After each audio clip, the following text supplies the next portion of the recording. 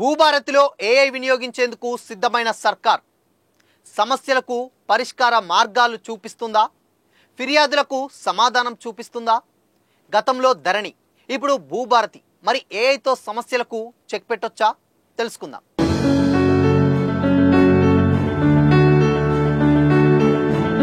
నమస్తే, welcome to Disha TV.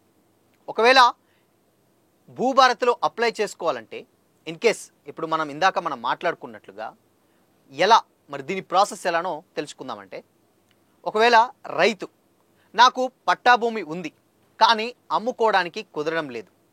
AI మీ భూమి నిషేధిత జాబితాలో ఉంది. రైతు కానీ నాది పట్టా భూమి, సర్వే నెంబర్ 1, ఊరు, మండలం, జిల్లా ఇలా ఫలానా వివరాలు. ఏఐ మీరు ఈ మాడ్యూల్లో అప్లై చేసుకోండి. రైతు ఏం ఫైల్స్ అప్లోడ్ చేయాలి?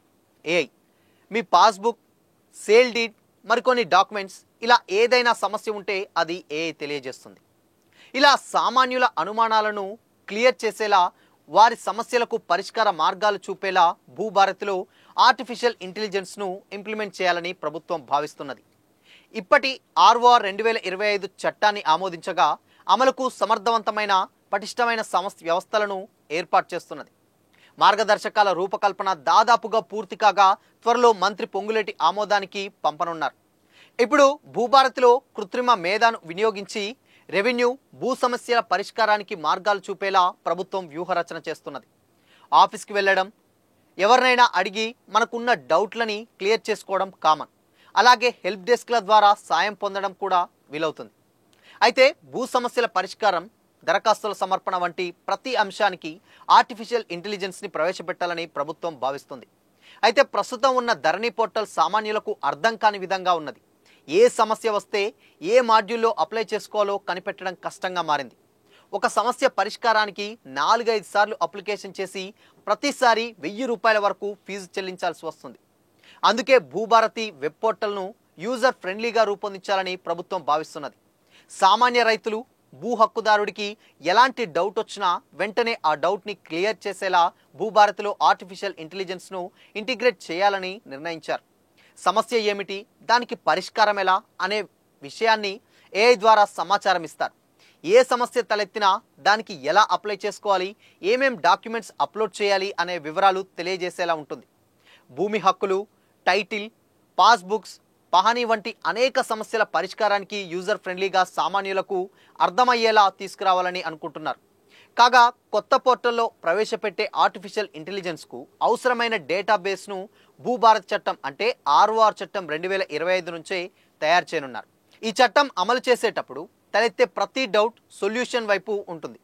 ఎలా అప్లై చేసుకోవాలి, ఎవరిని కలవాలి, ఏమేం అప్లోడ్ చేయాలి, ఏ మాడ్యూల్లో అప్లై చేయాలి, సమర్పించాల్సిన డాక్యుమెంట్స్ ఏమిటి, ఇలా ప్రతి ప్రశ్నకు ఏఐ నుంచి రిప్లై వచ్చేలా డేటాబేస్ను రెడీ చేయనున్నట్లు సిఎంఆర్ఓ ప్రాజెక్ట్ డైరెక్టర్ మంద మకరం తెలియజేశారు. అయితే కొత్త పోర్టల్లో ఇది ఇంటిగ్రేట్ చేయడానికి ఉన్న సాధ్యాలను పరిశీలిస్తున్నట్టు తెలిపారు.